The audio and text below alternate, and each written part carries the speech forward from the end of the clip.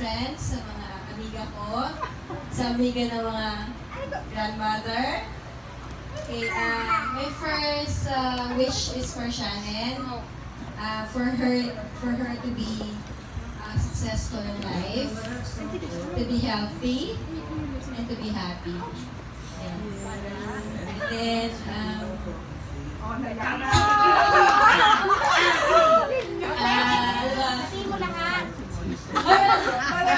sabihin ko lahat. Towel, please. Ay, tissue. Tawag ko lang daw yung tissue. Ako yun. Okay, sana nag-enjoy po kayo lahat. And this will not be possible without you. Totoo, dahil siguro naman alam na lahat na there are times na hindi kami nagkakasundo ni Shannon. Kaya yan, kaya. But, in the end, that is thicker than water.